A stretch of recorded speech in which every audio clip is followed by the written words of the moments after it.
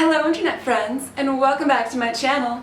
It's me, LiteralCream, here at the story time for you all today. If you've been following me on social media, you might have some idea of this super fun, really awesome event that transpired recently. So let's just jump right into it. Bada bing, bada boom, chem burned.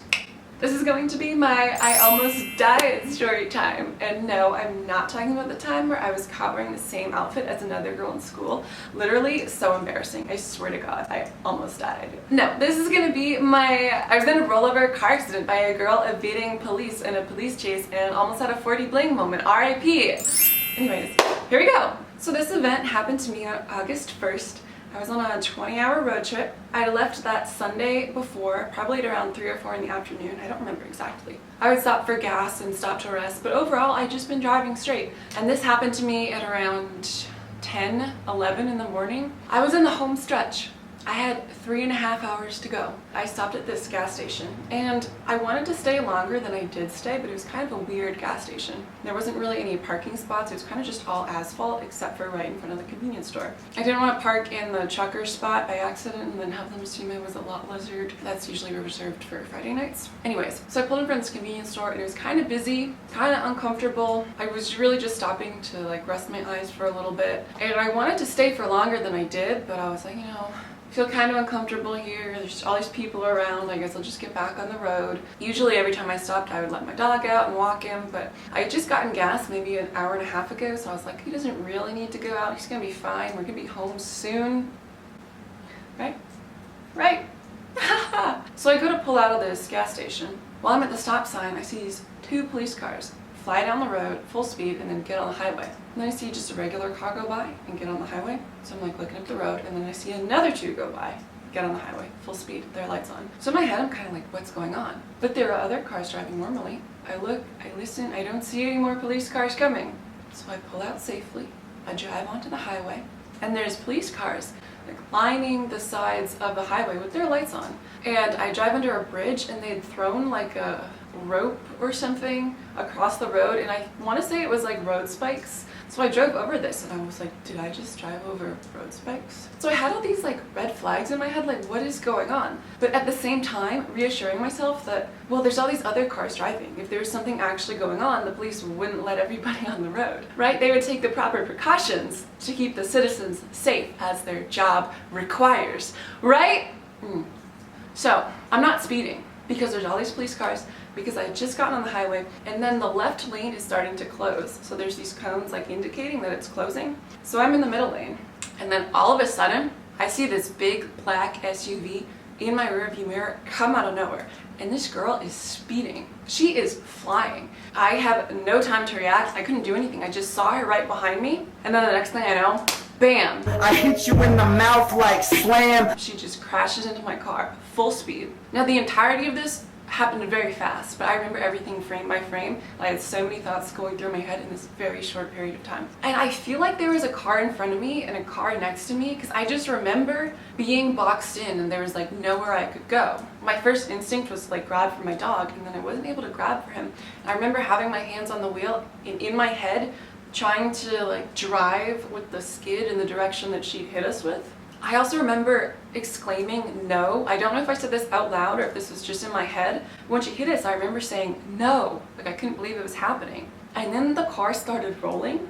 And at the time I didn't realize it was rolling. I didn't know what was going on. But I remember like a blur. It was very dark. And when that happened, I was going, no, no, no, no, no, no, no. I couldn't believe that it was getting worse and worse and worse. So my initial reaction when I saw her coming was not my fucking car. Like I just could not believe that somebody was about to hit my car. And then there's also that assurance that there's no way this person's actually gonna run into me. I had no time to react. If I had a chance to do anything, I would have. Initially I wasn't scared or thinking that I was gonna die. I was just waiting for it to stop. And I couldn't believe that it was just getting worse and worse and worse and worse. All of a sudden there's light and my car is sideways. So in my head I'm like, okay, you've been in an accident, you need to get yourself out of the car. Because the ignition was still on and I didn't know if the car was going to burst into flames. Wouldn't that be ironic? I go to undo my seatbelt and it doesn't undo. And then I'm assessing the situation and I'm like, well, I can wiggle out if I need to, but then I was like, no, don't panic. So I kind of took a deep breath and just pushed it in again and it came undone. And then I'm just looking for my dog. and I saw blood on the seats, and I think it was from my hand. I think I messed up my hand when I went to grab for him, but at the time I didn't know if it was my blood or his blood or my possum's blood. And when I saw her just sitting there shaken up, mind you, but okay, I was so thankful. I could not believe it. And then I was just looking for my dog. And mind you, the entirety of this, from the time I saw the car in my rearview mirror to the time I got out of the car, was maybe 30 seconds, maybe less than that. It was so fast. Now my priority is to get my dog. And I'm thinking that he's gonna be like crushed, or he's gonna be under all this rubble. So I'm like lifting up his bed and the bags on the seat next to me. And then someone comes over to me. I think it was a police officer that said this to me. He goes, "We just saw your dog run across the highway." And my heart just stopped. And they go, "Yeah, we saw him in a red harness dragging a pink leash." And then I knew it was my dog.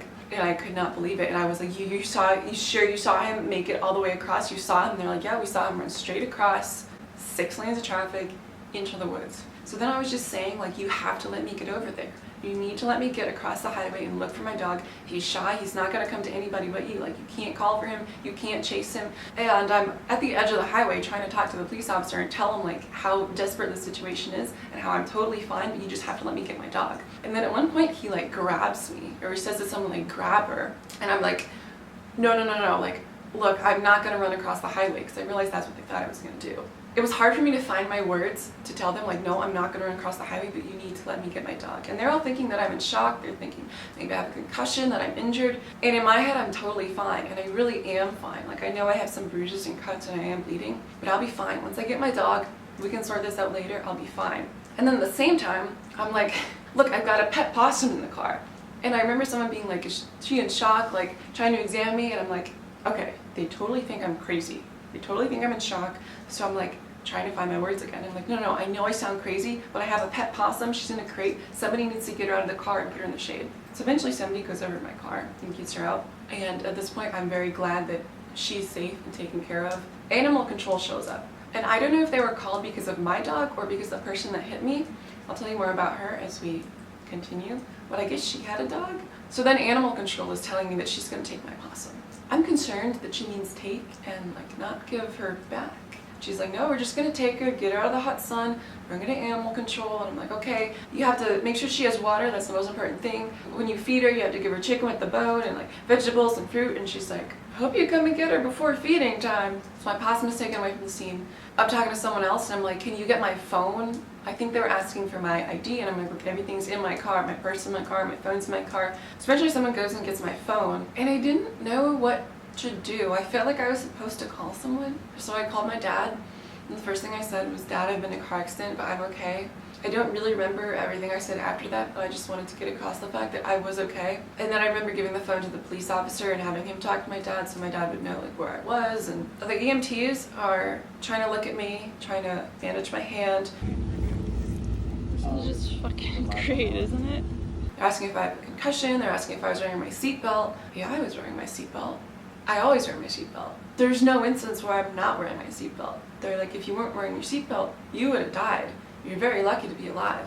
I think I'm lucky to be alive, not just because I was wearing my seatbelt, because there's a lot of things that could have gone a lot worse from this accident. So they're asking me questions, "Wearing your seatbelt?" They're looking at my hands, like, "Were you conscious?" I'm like, "Yeah, I was conscious the entire time," trying to express the need to get across the highway and get to my dog. But I'm not able to do this at this time. So now I can kind of assess the situation. So I go over to my car.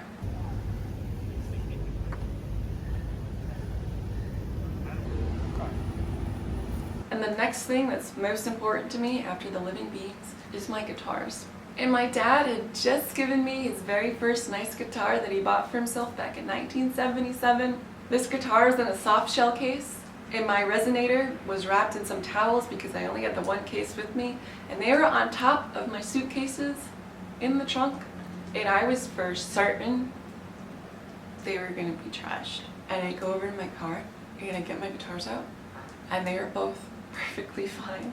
I could not believe it. I was for sure some sort of damage. They were fine. This is gonna sound a little weird, maybe a little bit fucked up, but I'm like, everybody's looking at me right now. I've got their full attention and I'm gonna put on a little bit of a show. So I'm like pulling shit out of my car. I didn't have any shoes on because I was wearing slides, and during the rollover they just disappeared somewhere. But so I pull out my suitcase and just find the first pair of sneakers that I have. I don't have any socks on. I put them on, And I'm like, this bitch that hit my fucking car doesn't know who the fuck she just fucked with. Like, look at me. I'm not some ordinary fucking bitch. I'm like, look at my guitars, look at my car, look at my possum. I got a fucking pink dog. I am not some ordinary fucking bitch. I'm literal cream. Maybe I was being a little bit like sassy, a little bit rude. But I was just kind of like, I have their full attention and I haven't done anything wrong. I can do whatever the fuck I want right now. I can be as crazy as I want to be right now, you know? It wasn't like crazy. Having fun with it in a sense. And I really wanted to like make a video and be like, hey, what's up you guys? It's me, LiteralCream. Welcome to my car accident. But I just wasn't able to do that with my dog still missing. If something happened to him, I wouldn't have been able to just look at these videos and continue on with it. And I would have felt so guilty about not putting my full attention on getting my dog. This was the worst day of my fucking life. And here's a funny joke. Here's a really fucking funny joke. My dog had a tracking device on him, but the battery was dead. And ready, it's gonna get even funnier. When I was getting in the car to start my drive off, I got the notification that he was out of battery. But I thought, well, we're just going home. You know, anytime we stop, he's got his leash on and his collar on. When we go into the rest stop, I carry him inside. He's always right with me. We're just going home. But I also don't know that if I had taken it off his harness and plugged it into the charger, if during that same trip I would have ended up putting it back on him. It could have just been on the floor of my car charging the entire time. Oh fuck, my friend's gonna be here soon and I don't know what to wear. I don't know if I should be offended. We had plans to go out this week and we were going to kind of like a tastefully tacky bar. It's super fun, I love it. But he was like, wouldn't it be funny if we went shotgun wedding style like bride and groom? So I was like, okay, why not? An excuse to wear a fun outfit. And then last minute he was like, I can't go through with it. He got cold feet. Honestly, I'm taking it as a compliment that he's just too intimidated by my coolness. I get it. So I have a photo of my car crashed at 11 a.m. and then the time that I got in the car, it's 11:45. So I was on the scene for 45 minutes before I was able to go across the highway and look for my dog. I'm having a little bit of cheeky banter with the cop. It's the only time I've been in a cop car, I was in the back. Really? Yeah, I'm just kidding. That was a joke. And I was like, that girl that hit me, like, where is she? He's like, oh, she's in the back of the police car. I'm like, can I see her? Can I go up to her? He's like, no, I can't let you do that. I'm like, come on, just let me spit in her face.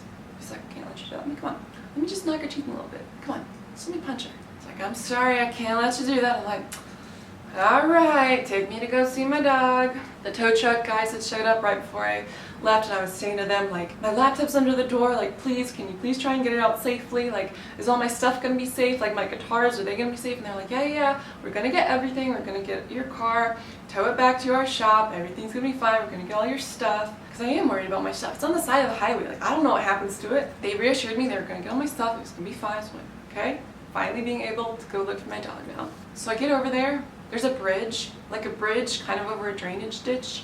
So there's like just water underneath and you can like walk under there and it's loud and I'm trying to call for my dog and look for my dog. Then he comes over and he's like, I gotta take you to the tow truck place. And I'm like, well, I don't have my dog. Like, I could look for my dog. He's like, well, how are you gonna go over there? I'm like, well, I need to get my dog. He's like, well, you gotta get back in the car so I can take you to the tow truck place and you can get your stuff and get your rental car. And I'm like, you have police dogs, like can't they like help get the scent? And he's like, well, I don't really think they'd be able to track another dog. Bullshit, right? I feel like that's bullshit. Get to the tow truck place, and I'm asking them about all my stuff. I'm like, look, my laptop's in the car, my guitars, like they're just sitting out in the hot sun, like can I bring them inside? And he's like, just go get your rental car, then come back and we'll get all your stuff, it'll be totally safe. One of the guys from the shop takes me to the rental car place. He's a very nice man, but everything he was saying was just so strange, and I don't think I could fully process it. I almost had a 40 bling moment there. But he was saying how he has like thousands of guns, that his girlfriend has thousands of guns, she just bought more, and she's mad at him for buying more, and how he's like died multiple times. And this was the strangest conversation after everything that had happened, and he was a very nice man. I don't want to sound like I'm making fun of him or anything, but he was just very bizarre. So anyways, gets me to the airport because this was the closest rental car place. And when I go inside, I don't initially see Hertz, so I just go up to the first car rental thing I can find. I'm gonna ask them where's Hertz. And as I'm walking there, the woman at the desk is staring at me very intently, like a deer in the headlights. And I'm noticing this, but not really thinking anything of it. I'm kind of like, oh, maybe this is just how she looks. No judgment. And as I approach the counter, I'm like, hi, excuse me, can you tell me how to get to Hertz? And she's like, it's across the street that way. And I'm like, oh, that way? She's like, Still staring at me. I'm like, okay, thank you, bye. And while I'm walking through the airport, everybody keeps staring at me. And then this is where I realized that, oh, I look bad. I'm like covered in scratches and bruises. I'm bleeding out of my head and my hand. The blood is starting to soak through and filthy. So everybody just like staring at me, and it's kind of comical because I'm noticing this. When I finally get to the desk, the woman goes, "Ma'am, are you alright?" I explained to her, I'm like, I was just in a car accident. The woman that hit me was going 140 miles an hour. She crashed into me. She was running from the police. I told her that my dog was still missing. She's like, "Hope you find your dog. Here's a free upgrade." So I get in the car, drive straight back to the tow truck place so I can get my stuff, and then go look for my dog. So I pull my car up to my car that's absolutely totaled. R.I.P. It was the pace car for the Canaan motorway races in New Hampshire back in the day, and I was saying this to the crash site. I was like, this bitch fucked up my one-of-a-kind fucking car. Because I love that car, but only hand washed it. Took good care of it because the man that owned it before I did loved this car. And I wanted to do him right. I wanted to do this car right, and I really loved it. Obviously nowhere as much as my dog or my possum or living things, but I really loved this car. Okay, so I go and get all my stuff out. And this is where it just gets really funny. My guitars were at the bottom. On the bottom. They put my guitars in the trunk first, and then all my suitcases and all my shit on top of them. And I was just like, are you kidding me? If my guitars survived this rollover car accident, 40 bling moment, RIP, and then they get damaged or broken because the tow truck guys threw all my stuff on them, I'm just gonna be so... God, there's no word for it. It's like comical. It's like I couldn't even be mad at that point. It's just so hilarious. But thankfully, they were okay. I think we're gonna have to continue this when I get back from my excursion. Bada bing, bada boom. Okay. If you came here for brevity, look the fuck elsewhere, because this is not gonna be it. So I get back on the highway, and then I just realize I can't find it. So instead of just continuing to drive up and down the highway, I pull off the next exit and I call the number that the police officer had given me. When he was making me leave the spot, I was like, how am I gonna get back here? Are you gonna come out here and help me look? And he's like, well, I'll give you the number for the non-emergency line. If you can't find it, you call us and we'll have somebody come show you where it is. And I'm sorry, I get it. You're a police officer, your job is to protect the people. But if that was a child that was missing in the woods, you bet your ass they'd be out there with their bloodhounds, with their search teams, looking for him. But because it's a dog, some people just view it as less important. And I am just so sick and tired of living in a society, living in a world that views animals as second-class citizens. It is utter bullshit to me. Because that dog is my baby. He is my whole entire world. And it's so frustrating that people want to deny that. If I was in a house and it was burning down and there was my dog and somebody's baby, you bet your ass I'm gonna save my fucking dog. If I've got time to save your baby, sure, I'll grab it on the way out. But my dog is my #1 priority. I don't know why it's so hard for people to understand. Anyways, I call this non-emergency line. The woman answers the phone. I explain to her what's going on. She gives me the address for a gas station where I can go, and then she said she's gonna have a dispatcher come out and guide me back to where I initially crashed. So I go to this gas station. And I'm waiting. I see a police cruiser drive by with its lights on. And then a little while after, I get a call back from her, and she said, the deputies are being called to another issue. They'll be there as soon as I can. I'm like, all right. At this point, I've been waiting, I don't know, 10, 15 minutes. I'm like, I need to look for my dog. So I find a guy that looks like he's a local because he's in like a work type vehicle. Tell him what's going on. I ask if he knows where this spot is on the highway because I knew the mile marker. He goes, okay, so he goes inside, gets his stuff at the gas station, and then he lets me follow him. So this civilian, thank God, drove me back to the spot so I could search for my dog. And I had told the woman on the non-emergency line that I was going to be doing this, not to send the people out to my location. So I'm out there searching for my dog when I get a call from a police officer saying he's at the gas station. Where am I? And I told him I called her back and said I was going to have somebody else take me because I've been waiting here. And by the time I was already out there, and by the time I got a call back, it would have been like 40 minutes. And eventually a woman comes and joins me, and it was the woman that I talked to on the phone at the dispatch. I don't know if she was a police officer or if she was just like a receptionist or something. This woman was very nice. I want to say it was maybe around 7 o'clock that I was just exhausted and I had to leave. My hand was starting to hurt. I felt like I was gonna collapse. I left one of my shirts under the bridge because it was covered in my sweat. It really smelled like me. hoping that he would come back to that area. We left him some food and water because most likely he ran off. He's very scared. It's hot. He's gonna get tired and fall asleep somewhere. So my plan was go to the hospital, get stitches, and then come back out and look for him. On my way to the emergency room. Fit check. I got cut over my eyes, lots of bruises, scratches. My hand was fucked up. The skin was pretty much just filleted off. They said that it was most likely a blunt object that did it. They didn't think it was glass from my windshield just because of the way it was cut. When I was like filling out paperwork, the technician asked me if I ever had suicidal thoughts, and I was like, no more than the average person. And he was like, maybe homicidal thoughts, but no, really. I was like, no, don't write that down. I'm normal. But that was a joke. They like numbed me the fuck up. That hurt. And then I had to soak my hand in iodine, and the nurse was like, okay, we'll be back in 15 to 20 minutes. And by the time they finally came back, it had been over an hour. Again, I'm worried that I'm starting to feel it. Honestly, I feel like the feeling was coming back to my finger because when he was stitching me up, I was like wincing, and he's like, do you feel pressure? And I was like, no, I feel the pain. I feel the fucking needle going through my skin. I was in that hospital, I want to say, probably 5 hours. It was very frustrating. I wanted to like scream. I wanted to break down. I wanted to cry, but I knew it wasn't gonna do anything.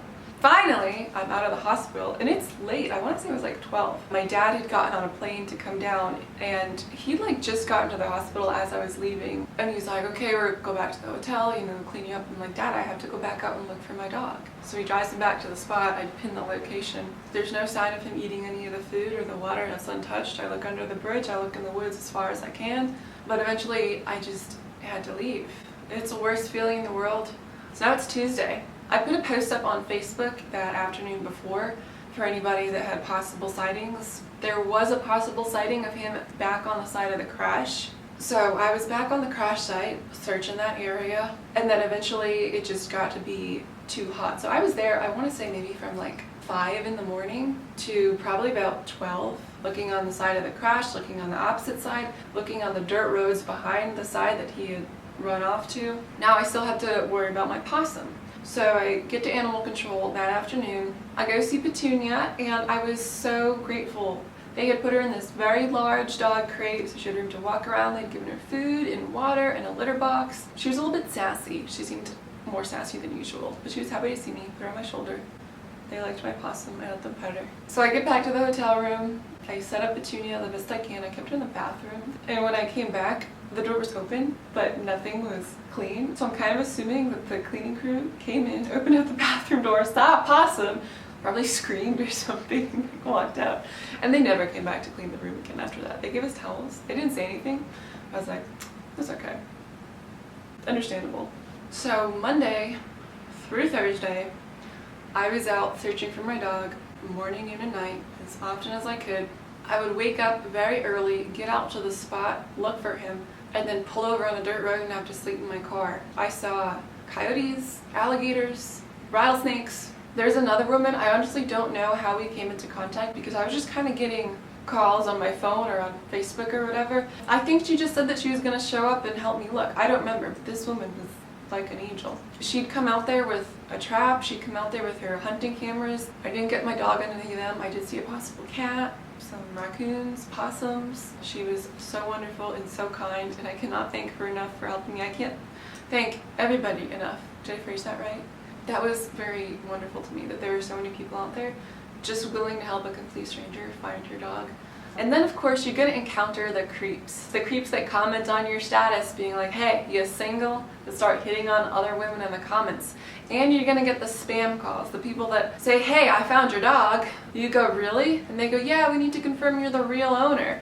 Reply back with the code sent to your phone number. They say that, and then about a minute later you get a text from Google and it's like, hey, this is your Google ID, here's the number. And so what I'm assuming they do is they take my number from the post and go to Google and be like, hey, I lost my password, and then you get the code sent to your phone to like reset the password. And if you send it to them, they will steal all your information. And then you get the spam calls being like, I found your dog, I ate your dog. And then I got another one of some guy being like, I found your dog. And I'm like, really? He's like, yeah, we picked him up. But I'm like, there's no way you picked him up. Nobody can pick up my dog but me and one other person. And it took them a year to gain his trust. But I have to entertain it. I have to go along with it. So I'm talking to this guy on the phone. I'm like, really? You found my dog? Can you send me a photo? And he's like, oh, I don't know if I can send a photo. My camera's broken. I'm like, well, could you try? He's like, I could try, but it's going to be blurry. What kind of dog did you have? And I know that he wants me to say what kind of dog I have, so he's going to go to Google Images and like find a picture that looks like my dog or something. And then I ask, was he wearing anything? And the guy goes, oh, you mean like a collar? I go, yeah, a collar. Because he was seen with his harness and leash on, but again, there was that possibility that it would come off. So the guy's like, yeah, he's wearing a collar. And I go, really? What color is it? He goes, it's a blue. I knew from the start you didn't have my dog, but I had to entertain it. My dog was not wearing a blue collar. I didn't know what his plan was, because he was like, you can come pick up your dog. So what, do I go to your house? Are you gonna rob me or something? You gonna kill me? Really fucking fun, isn't it? Woo! On Tuesday night, I was leaving the area with the woman who had been helping me set up traps and cameras when she was driving, and she called and said that she'd seen something standing on the side of the highway. It looked kind of like a dog, but she wasn't sure. And while I'm getting close to this area, I slow down and I see the same thing. I only saw it for a second, and then I saw it like run into the grass. And I knew it was a dog-like thing, but I didn't know if it was my dog or not. And it started pouring rain, and there was lightning, and I was trying to look in between the lightning flashes to see if I could see this thing. I walk over to the fence, and there's a point in the fence where there's like a tree that had landed on it at some point. So I'm like, maybe it was my dog, and if it is, this is probably where they got through. It really started downpouring, and I knew that if it was my dog, that he's scared of the rain, so he's going to be hiding now. He's not going to be able to hear me, he's not going to come out. So I left some scent items there, and then I had to go back to my car and leave.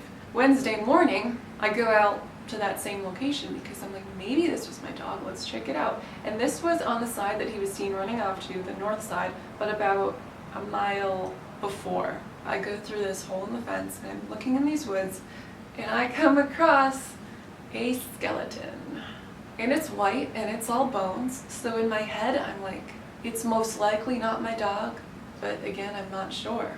I'm picking up this skull in my hand and like trying to pet it to see if it feels like my dog. And a part of me was kind of hoping that it was, so I could just be done. Obviously not at all what I wanted, but I was so tired and exhausted, and it was like, if at least I could find him. Also in that same location, I did come across this!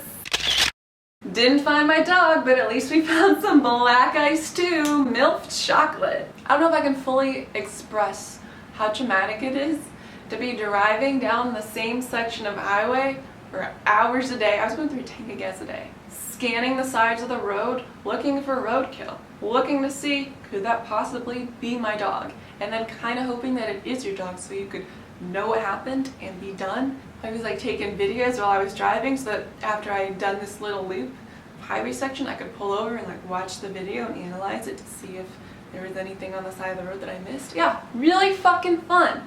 Thanks, bitch. Hope you're enjoying that squat and cough in jail. I had enlisted the help of my significant other. He was driving down. I had asked him, look, if you can just find somebody that can help me with this, I will pay them, because it's so hard for me to do everything by myself. So he was able to find a dog search and rescue group. I think it was called Lost Pet Professionals. I could be wrong. She was able to leave on Thursday, and we were going to start the search Friday. So Friday morning, we get up very early. I think we ended up meeting her at like 6 in the morning. We met her at a gas station. And so I provided her with some scent articles. I had them all in plastic bags. And I was fortunate that I had a lot of my dog's stuff with me because I've been traveling. So I had multiple collars and leashes, some of his clothes, that had his hair. She does her thing with the dogs. We're sitting in the car just waiting. And then she comes back up after a while and she goes, well, I have some news. It's potentially bad news. But the dog was indicating that he wanted to go under the bridge. And while he was under there, I saw what looked like an 8-foot alligator. And for my dog's safety and my safety, we had to come back up, although he did want to continue following the scent. That was just probably one of the worst feelings in the world, thinking there's a possibility that my dog has just been dead from an alligator this entire time.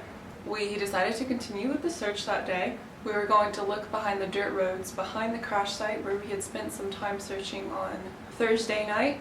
And back here, the dogs were doing some scent work, but everything they were picking up was indicating the direction of the highway. We ended up going back to where that alligator was seen under the bridge just to check it out and confirm. I'm waiting in the car while they go under there, and then they come out and they say it's a log. It was not an alligator, it was a log, and it really looked like an alligator. Took photos of it and showed them to me, like it really did. But that was very traumatizing for a few hours. It really seemed like maybe my dog had just gotten eaten by an alligator. Can we emotionally recover from this? Who knows? Anyways, now it is Saturday morning. And this time she does stint work with the dogs at the crash site because it is more quiet. She lets the dogs cross the highway, and then I think they wanted to come back under the bridge. So this is kind of seems what most likely my dog had ended up doing. And what I was really looking for was just an indication of this is the area he's most likely in, this is the side of the highway he's most likely on. Because I would sit out in one location all night if I just knew he was in that area. So as we're driving on the highway, I get a call. I answer the phone, and it's a man, and he says, "I've just spotted your dog." And I go, "Really?" Because I've had all these spam calls, I don't know what to believe. And he goes, yeah, I saw him walking down this road. And I go, well, was he wearing anything? You know, because I have to confirm it was him. He goes, he was wearing a leash and a harness. And I was like, that's my dog. You know, I don't want to get my hopes up, but that's my dog. And so I asked for the address, and he gives me the address, and we're 10 minutes away. And the road that he was giving us the address to was pretty much right where we were looking the day before. He said that he'd seen the poster and then the Facebook post and called us. He goes, yeah, I saw the dog. I saw it walking into this tree line. While I'm like walking into this tree line, everybody else is waiting on the road, and they start calling me, and they go, we see the dog. I'm like, you see the dog? So I run over as fast as I can, and there's this thing pretty far up the road, and it looks like a dog. I can't quite confirm that it's a dog. It's not wearing a leash or a harness, but it looks like a dog, and it looks like my dog. And I'm calling his name, going, Ashley, Ashley. And he's looking at me, and he has my attention, so I'm walking very slowly, but as fast as I can, but not running because I don't want to scare him. Just calling his name softly. And then I see this little glimmer, and it's his collar, and I know it's my dog. And then I see a car up the road, and I think it's about to turn onto the road. And I'm just like putting my hands up, like, no, my dog's right there. And they didn't come down the road, they were going the other way. I was like, no. Like, I swear to God, if you scare him off, I'm gonna fucking. He's coming closer, very cautiously. And once we get close enough, maybe a couple 100 feet apart, I lay down in the grass. I don't look at him. I'm looking at him out of the corner of my eye. He walks all the way around me, sniffs my shoulder, and he's just jumping over me like crazy.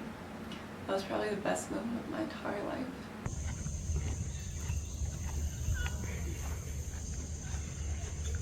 Hang on tight, hang on tight.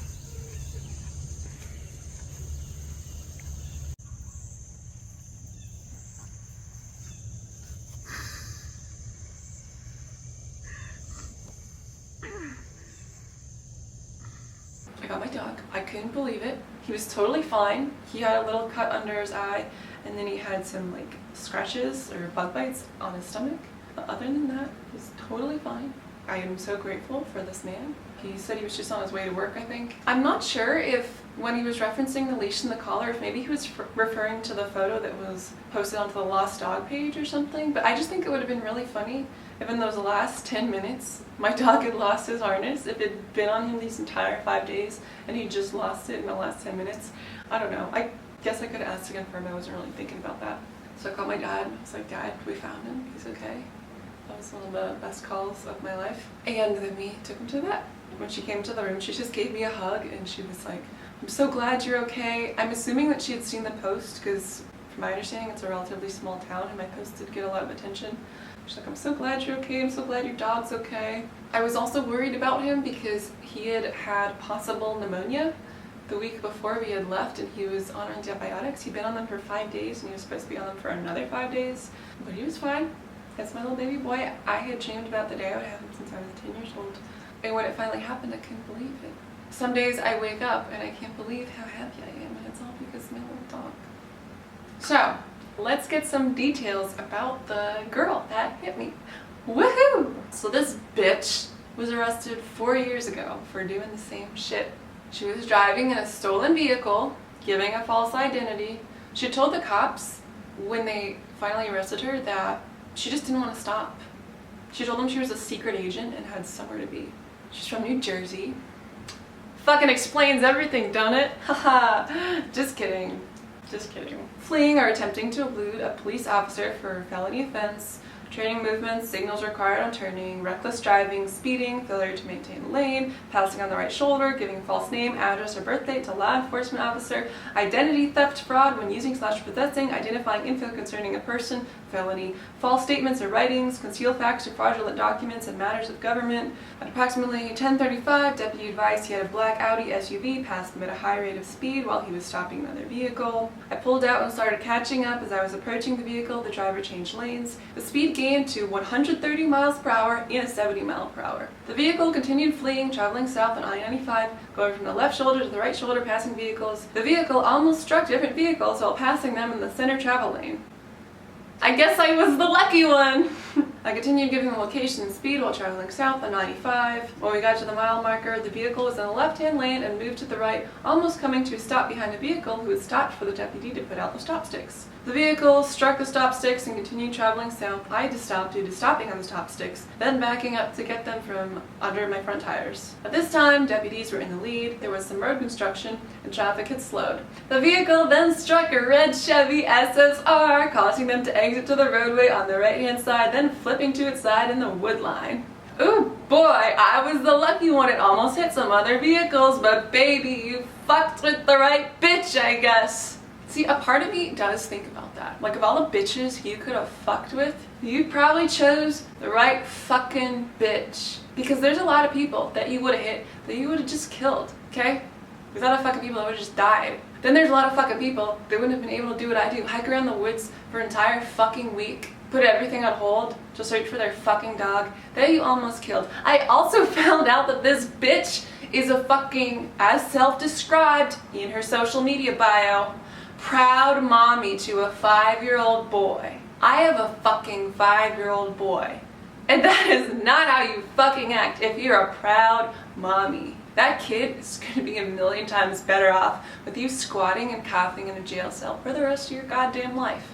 It's like, you're so fortunate to be able to exist on this earth. And that's how you choose to act?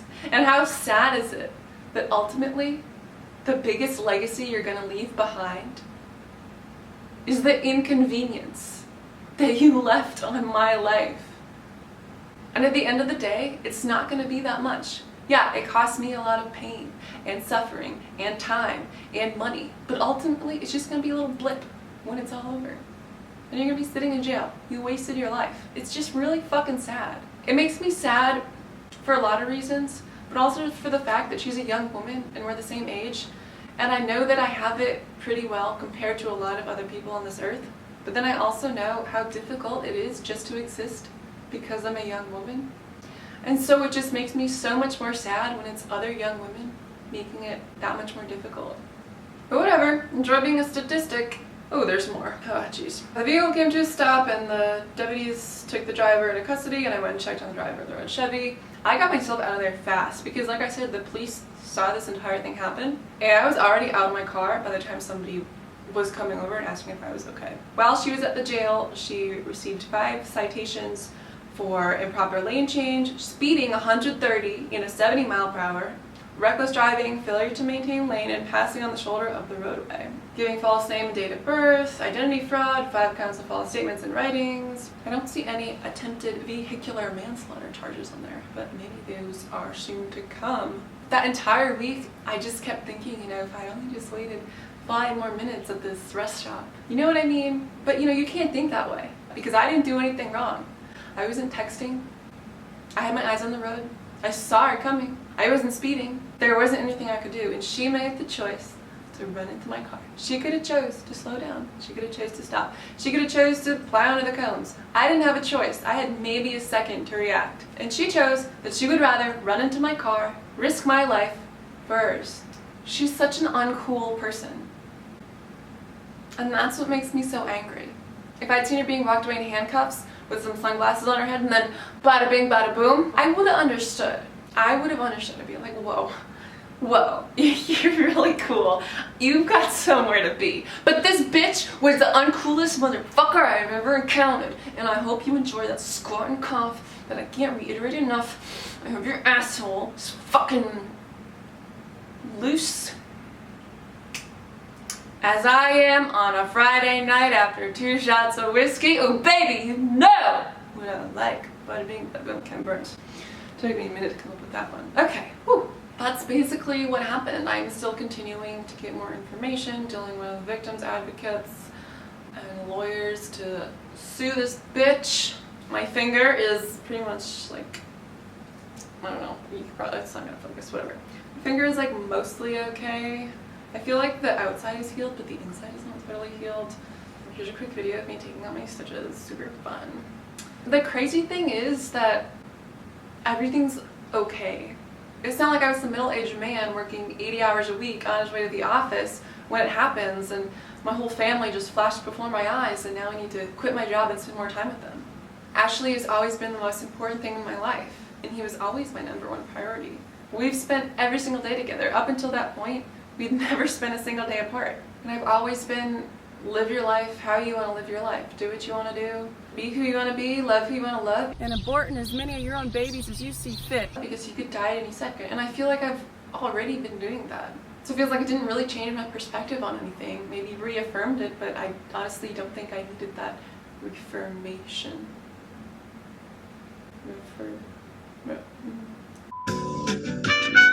Yeah, all in all, it was a happy ending, just like my last massage. And now we've just been settling back into the groove. He just had a birthday recently.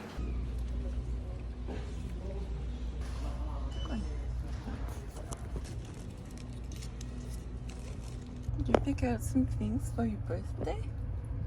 Hmm? What did you get? Did you get a tree for your birthday? I honestly didn't really know how to make this day more special than any other day because we pretty much always do everything together. I don't think he noticed a difference. Yeah, ultimately we're fine, just emotionally traumatized as per usual, so welcome to my life. I hope you enjoyed.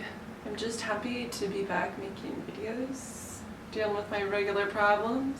Yeah, I'm back with my little dog and my possum. Probably gonna go take her for a walk in a minute. Let her eat the dead frogs on the sidewalk. Okay, bye! What is that? A dead frog? Oh, Petunia, that's disgusting. Oh my god. LiteralCream, you're a fucking genius.